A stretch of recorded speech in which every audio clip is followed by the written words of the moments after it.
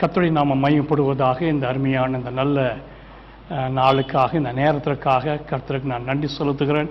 இன்றைக்கு தியானிக்க போகிற வேத பகுதி எரேமியா 31 அதிகாரம் 14வது வசனம். என் ஜனங்கள் நான் அளிக்கும் நன்மையினால் திருப்தி ஆவார்கள் என்று கர்த்தர் சொல்லுகிறார். கர்த்தர் தம்முடைய இஸ்ரவேல் ஜனங்களுக்கு நான் நன்மையை தருவேன், அந்த நன்மை உங்களுடைய வாழ்க்கையை திருப்தியாக்கும் என்று சொல்லி வாக்கு கொடுக்கிறார். இந்த பகுதியினுடைய பின்பகுதி என்னவென்றால், இஸ்ரவேல் ஜனங்க கர்த்தரை விட்டு தூரமாய் போனபடியினால கர்த்தர் அவர்களை பாபிலோன் சிறையிருப்புக்கு அனுப்புவார். அந்த அனுப்பி அவர்கள் திரும்பி வரும்பொழுது அவர்கள் எதையெல்லாம் அவர்கள் இழந்து போனார்களோ அந்த நன்மையான காரியங்களை நான் திரும்பவும் தருவேன், ஒரு திருப்தியான ஒரு வாழ்க்கைக்குள்ளே நீங்கள் வாழ்வீர்கள் என்று சொல்லி அவர் வாக்கு கொடுக்கிறார். இதெல்லாம் சிறையிருப்புக்கு போவதற்கு முன்பாக இஸ்ரவேல் ஜனங்கள் மனம் திரும்ப வேண்டும் என்று சொல்லி ஒரு வாக்கு கொடுக்கிறார். ஆனால் கர்த்தருடைய ஜனம் மனம் திரும்பவில்லை, மாறாக அவர் சிறையிருப்புக்கு போனார்கள். ஆனால் திரும்பி வரும்பொழுது கர்த்தர் அவருடைய நன்மையான காரியங்களாலே அவர்களை திருப்தியாக்கினார். இன்னைக்கு நம்முடைய வாழ்க்கையிலும் கர்த்தர் நன்மையான காரியங்களை தர விரும்புகிறார். அவருடைய பிள்ளைகளுக்கு நன்மையான காரியங்கள், இந்த உலகத்திலே அவர்கள் அனுபவிக்க வேண்டிய எல்லா நன்மையான காரியங்களையும் அவர் தம்முடைய பிள்ளைகளுக்கு அவர் வாக்கு கொடுத்திருக்கிறார். இஸ்ரவேல் ஜனங்களுக்கு மாத்திரம் அவர் வாக்கு கொடுக்கவில்லை, நமக்கும் அவருடைய விசுவாச சந்ததியாகிய நமக்கும் அவர் வாக்கு கொடுத்திருக்கிறார். நாம் யார் யாருக்கெல்லாம் கர்த்தர் நன்மையை தருகிறார் என்று சொல்லி சுருக்கமாய் சில காரியங்களை நாம் தியானிப்போம். முதலாவது காரியம் எஸ்ரா 8 அதிகாரம் 22 வசனத்தில், எங்கள் தேவனாகிய கரம் தம்மை தேடுகிறவர்கள் எல்லோருக்கும் நன்மையாய் இருக்கிறது என்றார். எஸ்ரா அங்கே சொல்கிறான், தம்மை தேடுகிற யாவருக்கும் அவருடைய கரம் நன்மையாய் இருக்கிறது.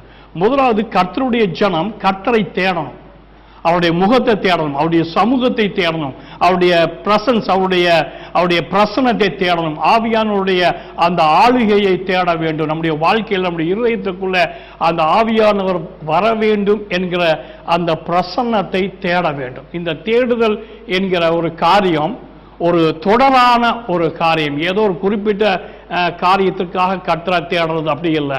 நம்முடைய வாழ்நாள் முழுவதும் கர்த்தருடைய ஜனம் கர்த்தரை தேட வேண்டும் என்று சொல்லி தேவன் விரும்புகிறார். அதனால்தான் அங்கே புதிய ஏற்பாட்டில் நாம் வாசிக்கும் போது மத்தேயு 6 அதிகாரம் 33 வசனத்தில் வாசிக்கும் போது, முதலாவது தேவனுடைய ராஜ்யத்தையும் நீதியையும் தேடணும். எதை தேடணும்? கர்த்தருடைய ராஜ்யத்தை தேடணும். தேவனுடைய அவருடைய பரிசுத்த வாழ்க்கை, அவர் தேவன் நமக்கு நியமித்த அந்த ஜீவியத்தை தேடணும், அவருடைய பிரசன்னத்தை தேட வேண்டும் என்று சொல்லி கர்த்தர் இயேசு அதான் ஊழியம் செய்த நாட்களில் அதனுடைய மேன்மையான காரியத்தை சொல்கிறார். முதலாவது நாம் தேவனுடைய ராஜ்யத்தை தேடணும். தேவனுடைய ராஜ்யத்தில் இருக்கும்படியாய் அழைக்கப்பட்டவர்கள் அந்த ஜீவியத்தை, அந்த மேன்மையான காரியத்தை நாம் தேடணும். பூலோகத்துக்குரிய காரியங்கள் அல்ல. கொலோசியல்ல நாம் வாசிக்கிறோம், மேலானவைகளையே தேடுங்கள். கர்த்தருடைய அந்த மேன்மையான தேவனுடைய வலது பட்சத்தில் வீட்டிருக்கிற குமாரனாகிய அவருடைய சிங்காசனத்தை தேட வேண்டும். அந்த மேன்மையான பூமிக்குரியவைகள் அல்ல, பரலோகத்துக்குரிய காரியங்களை தேட வேண்டும் என்று சொல்லி கர்த்தர் நமக்கு வாக்கு கொடுத்திருக்கிறார். இன்னைக்கு அருமையான கர்த்தருடைய ஜனமே, முதலாவது தேவனுடைய ராஜ்யத்தை தேடணும். தேவனுடைய ராஜ்யம் பலத்தினால் அல்ல, அது ஆவியினாலே நடக்கிற ஒரு காரியம். பிரியமானவர்களே, நாம் முதலாவது கர்த்தருடைய ராஜ்யத்தை தேடணும். இரண்டாவது 14ஆம் சங்கீதம் 2ஆம் வசனத்தில் சங்கீதக்காரர் இப்படியாய் சொல்லுகிறான், தேவனை தேடுகிற உணர்வுள்ளவன் உண்டோ என்று பார்க்கும்படி கர்த்தர் பரலோகத்திலிருந்து மனுபுத்திரனை கண்ணோக்குகிறான். அப்ப கர்த்தரை தேடுறதுக்கு ஒரு உணர்வு வேணும். ஆங்கில வேதம் அழகா சொல்லுது, அண்டர்ஸ்டாண்டிங் பவர். தேவனை தேடுவதற்கான ஒரு புரிந்துணர்வு, கர்த்தரை தேடணும் என்கிற அந்த உணர்வு ஆள் மனதில் இருக்கு. எப்படி நம்ம காலையில் எந்திரிச்சு நம்முடைய வேலைகளை பார்க்கணும், நம்முடைய காரியங்கள் வேலைக்கு போகணும், மற்ற காரியங்களை கவனிக்கணுங்கிற உணர்வு நம்மை ஆளுகை செய்கிறதோ, அதே போல கர்த்தருடைய பிள்ளைகளுக்கு நான் கர்த்தருடைய சமூகத்திற்கு போக வேண்டும், கர்த்தருடைய வார்த்தைக்கு நேராக என்னுடைய வாழ்க்கை அமைய வேண்டும், கர்த்தருடைய அந்த பிரசன்னத்தை தேட வேண்டும் என்கிற அந்த உணர்வு எனக்குள்ளே இருக்க வேண்டும். தாவீது அதனால தான் அழகா சொல்றான், ஆண்டவரே உம்முடைய கிருபை பொருந்தின மகிமையை பார்க்க நான் வாஞ்சிக்கிறேன், உம்முடைய ஆலயத்தில் நான் வரும்போதெல்லாம் அந்த மகிமையை பார்க்கணுங்கிற உணர்வுடையவனா இருக்கிறேன் என்று சொல்லி தன்னுடைய சங்கீதத்தில் சொல்லுகிறார். முதலாவது நாம தேவனுடைய ராஜ்யத்தை நீதியை தேடணும். இரண்டாவது அந்த தேடுதலுக்கு ஒரு உணர்வு அவசியம். எனக்குள்ள ஆண்டுடைய பிள்ளைகளாகிய ஒவ்வொருவருக்கும் ஒரு உணர்வு அவசியம். அது கர்த்தரை தேடுகிற ஒரு உணர்வு. இரண்டாவது காரியம், அங்க தேவனை தேடுகிறவர்கள் என்ன செய்வாங்க? சங்கீதம் 22 சங்கீதம் 26வது வசனம் சொல்லுது, கர்த்தரை தேடுகிறவர்கள் உம்மை துதிப்பார்கள். அப்ப கர்த்தரை ஒருத்தன் தேடணும்னு ஒரு உணர்வு வந்துருச்சுன்னா அவன் கர்த்தரை மகிமைப்படுத்த, கர்த்தரை மேன்மைப்படுத்த, கர்த்தரை உயர்த்துவதற்கான காரியத்துல நோக்கமுடையவராய் இருப்பார். இன்னைக்கு நானும் நீங்களும் எந்த நோக்கமுடையவர்களாக இருக்கிறோம்? நாம் ஒரு காரியத்தை செய்யணும்னா அதற்கான எல்லா சோர்ஸ்களையும் நம்ம தேடி பார்க்கிறோம். அதே போல தான் பிரியும். அதை காட்டிலும் ஒரு மேன்மையான ஒரு காரியம், கர்த்தரை தேடுகிறவர்களுக்கு இருக்க வேண்டிய ஒரு காரியம், கர்த்தரை மேன்மைப்படுத்த வேண்டும், கர்த்தரை உயர்த்த வேண்டும், கர்த்தரை துதிக்க வேண்டும், கர்த்தரை ஆராதிக்க வேண்டும். பிரியமானவர்களே, இந்த அனுபவத்தை தான் கர்த்தர் தம்முடைய பிள்ளைகளுடைய வாழ்க்கையில அவர் எதிர்பார்க்கிறார். இரண்டாவது காரியம், யாருக்கெல்லாம் அவர் நன்மையை அவர் தருகிறார். சங்கீதம் 119 சங்கீதம் 68வது வசனம் இப்படியாய் சொல்லுகிறது, கர்த்தர் நல்லவரும் நன்மை செய்கிறவருமாய் இருக்கிறீர், உம்முடைய பிரமாணங்களை எனக்கு போதியும். ஹம்பிள், தேவனுடைய வார்த்தையை கேட்பதற்கும் தேவனுடைய பிரமாணம், தேவன் என்னை குறித்து என்ன திட்டம் வைத்திருக்கிறார் என்பதை அறிந்து கொள்ளுவதற்கான மனப்பக்குவம் உடையவர்களுக்கு தேவன் நல்லவரும் நன்மை செய்கிறவருமாய் இருக்கிறார். இங்க பிரமாணம் சொல்லுது ஸ்டேட்டஸ். அந்த ஸ்டேட்டஸ் என்கிற வார்த்தையுடைய சரியான உபரிய மொழியாக்கம் அப்பாயின்மெண்ட். தேவன் நமக்காக நான் என்ன செய்ய வேண்டும் என்று சொல்லி அவர் முன்குறித்து வைத்திருக்கிறாரோ அந்த முன்குறித்து வைத்த காரியங்களுக்கு நம்மை அர்ப்பணிப்பதற்கு, கீழ்ப்படிவதற்கான மனநிலை உடையவர்களாக இருக்க வேண்டும். தேவனுடைய திட்டம் நம்முடைய வாழ்க்கையில நிறைவேறுவதற்கான ஒரு அர்ப்பணிப்பு உடையவர்களாய் இருக்கிறவர்களுக்கு கர்த்தர் நல்லவரும் அவர் நன்மை செய்கிறவருமாய் இருக்கிறார்.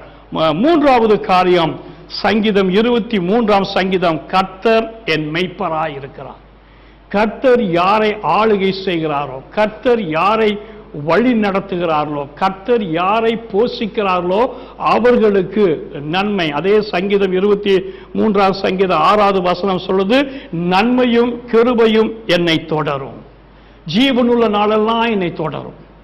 அப்ப யாரெல்லாம் கர்த்தருடைய ஆளுகைக்கு உட்பட்டு இருக்கிறார்களோ, கர்த்தருடைய வழி நடத்துதலுக்கு உட்பட்டு இருக்கிறார்களோ, ஆண்டவரே நீங்க என்னை போஷிங்க, என்னுடைய ஆவிக்குரிய காரியத்தை நீங்க போஷிங்கன்னு சொல்லி விட்டு கொடுக்கிறார்களோ, தேவனுடைய ஆளுகைக்குள்ளே தன்னை அவருடைய கரத்துக்குள்ளே அடங்கி இருக்கிறார்களோ அவர்களுடைய வாழ்க்கையில நன்மையும் கிருபையும் அவருடைய ஜீவனுள்ள நாளெல்லாம் பின்தொடர்ந்து வரும் என்று சொல்லி தாவீது அழகா அவர் கற்றுக் கொடுக்கிறார். இன்னைக்கு நம்முடைய வாழ்க்கையில நம்முடைய வாழ்க்கையில நன்மை நமக்கு முன்னாடி இருக்குதா அல்லது பின்னாடி இருக்கிறதா? கர்த்தர் எனக்கு முன்பாய் இருக்கிறபடியினாலே தாவீது சொல்லுகிறார், கர்த்தர் என் மெய்ப்பராய் இருக்கிறார். மெய்ப்பன் எப்போதுமே ஆடுகளுக்கு முன்பாய் கடந்து போவான்.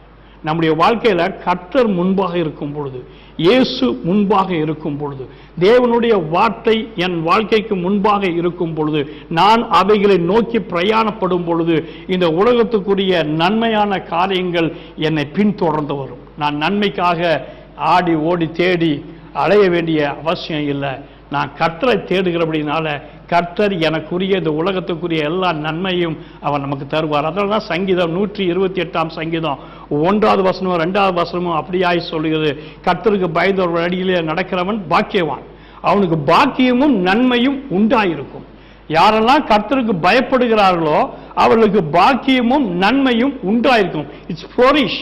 அது ஒரு ஊற்றுக்கண்ணில் இருந்து தண்ணீர் புறப்பட்டு வருகிறது போல அந்த நன்மை நம்முடைய வாழ்க்கையில புறப்பட்டு வரும். நாம் கர்த்தருக்கு பயப்படுகிற அந்த மேன்மையான ஒரு அனுபவம் இருக்க வேண்டும். 4வது காரியம் என்னவென்றால், சங்கீதம் 65 சங்கீதம் 4வது வசனம் இப்படியாய் சொல்லுகிறது, உம்முடைய பிரகாரங்களில் வாசம் பண்ணும்படிக்கு நீ தெரிந்து கொண்ட சேர்த்து கொண்டவர்கள் பாக்கியவான்கள், உம்முடைய பிரகாரத்தினுடைய ஆலயத்தினுடைய நன்மையினாலே அவர்கள் திருப்தி ஆவார்கள். அவருடைய வீட்டின் நன்மையினாலே திருப்தி ஆவார்கள். தேவனுடைய ஆலயத்துக்கு முதலிடம் கொடுக்கணுங்க. தேவனை ஆராதிக்கிற சமூகத்துக்கு நம்ம முதலிடம் கொடுக்கணும். இன்னைக்கு சாத்தான உலகத்துல எல்லா காரியங்களையும் ஞாயிற்றுக்கிழமையை வேலை வச்சு அவங்களை நெருக்கிறோம். தேவனுடைய ஆலயத்துக்கு வர முடியாமல், தேவ ஜனங்களோடு கூட சேர்ந்து தேவனுடைய பிரசனத்தை அனுபவிக்க முடியாமல் இன்னைக்கு சத்ருவானவன் நிறைய காரியங்கள் நம்முடைய வாழ்க்கையில ஒரு நெருக்கடியை குடித்து அது அந்த தேவ சமூகத்தை விட்டு விலகி செல்லும்படிக்கான காரியங்களை செய்ய பிரயாசப்படுகிறான். ஆனா இங்க சொல்றாங்க, அவருடைய ஆலயத்தினுடைய ஆலயமாகிய அவருடைய வீட்டிலே இருக்கிறவர்கள் உம்முடைய நன்மையினாலே திருப்தி ஆவார்கள். கர்த்தருடைய ஆலயத்துக்கு வந்துடணுங்க, ஆராதனைக்கு வந்துடணும். ஏன்னா அதான் பேதுருகிட்ட இயேசு சொல்றாரு, இந்த கல்லின் மேல் என் சபையை கட்டுவேன், பாதாளத்தின் வாசல்களை மேற்கொள்ளாது. ஆலயத்துக்குள்ள ஒருத்தன் வருகிற பழக்கம் வந்துன்னா சாத்தானுடைய ஆளுகை நம்மளை மேற்கொள்ளாதுங்க, உலகத்தினுடைய ஆளுகை நம்மை மேற்கொள்ளாது, நம்முடைய பிரச்சனையினுடைய ஆளுகை நம்மை மேற்கொள்ளாது. இங்க தேவனுடைய வீட்டில் அவருடைய நன்மையினால திருப்தியாகும்.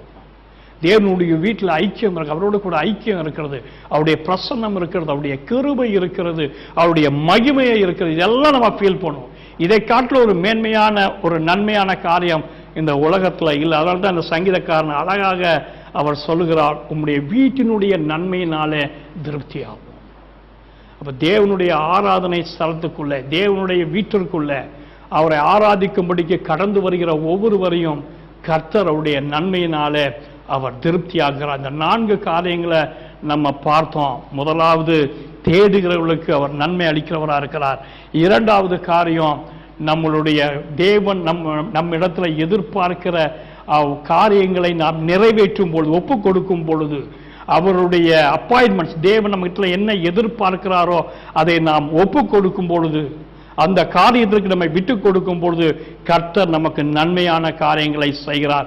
3வது காரியம், கர்த்தர் நம்மை ஆளுகை செய்யும் பொழுது, கர்த்தர் நம்மை வழி நடத்தும் பொழுது, நம்மை போஷிக்கும் பொழுது நன்மையும் கிருபையும் நம்மை தொடரும், ஜீவனுள்ள நாட்கள் எல்லாம் தொடரும். கடைசியாக அவருடைய ஆலயத்தினுடைய வீட்டினாலே, அந்த நன்மையினாலே நம்மை திருப்தியாக்குவதற்கு அவர் உண்மை உள்ளவராக இருக்கிறார். அருமையான கர்த்தருடைய ஜனமே, கர்த்தர் இந்த உலகத்திலே தாம் வைத்திருக்கிற இந்த நன்மையான காரியங்களை அனுபவிப்பதற்கு இந்த 4 காரியங்கள் போதும். நாம் கர்த்தரை தேடுவோம், கர்த்தர் நம்முடைய நன்மையினாலே நம்மை திருப்தியாக்குவதற்கு அவர் உண்மை உள்ளவராக இருக்கிறார். ஜெபம் பண்ணுவோம். எங்கள் அன்புள்ள ஆண்டவரே, இந்த அருமையான இந்த நல்ல வேலைக்காக ஸ்தோத்திரம், உம்முடைய வார்த்தைக்காக ஸ்தோத்திரம். ஆண்டவரே, உம்முடைய நன்மையினாலே நாங்கள் திருப்தியாக உதவி செய்யும். ஆண்டவரே, நாங்கள் தேவனுடைய ராஜ்யத்தின் நீதியும் முதலாவது தேடவும், இந்த உலகத்தினுடைய நன்மைகளை நாங்கள் சுதந்திரிக்கவும், ஆண்டவரே உம்முடைய பிரகாரங்களிலே நாங்கள் வாசம் பண்ணி உம்முடைய பிரகாரத்தினுடைய நன்மையை நாங்கள் அனுபவிக்கவும் கர்த்தர் எங்களுக்கு உதவி செய்ய வேண்டுமாய் ஜெபிக்கிறோம். இதை கேட்டுக்கொண்டிருக்கிற ஒவ்வொரு பிள்ளைகளையும் கர்த்தர் ஆசீர்வதிக்க வேண்டுமாய் ஜெபிக்கிறேன். இயேசுவின் நாமத்தில் ஜெபிக்கிறேன் நல்ல பிதாவே, ஆமென். Praise the Lord. கர்த்தர் இந்த வார்த்தை உங்களுக்கு ஆசீர்வாதமாக இருக்குமென்னு சொல்லி நான் நம்புகிறேன். தொடர்ந்து கர்த்தருடைய வார்த்தைகள் கடந்து வரும். இந்த சேனல் லைக் பண்ணுங்க, சப்ஸ்கிரைப் பண்ணுங்க, மற்றவர்களுக்கு ஷேர் பண்ணுங்க. கர்த்தர் உங்களை ஆசீர்வதிப்பார்.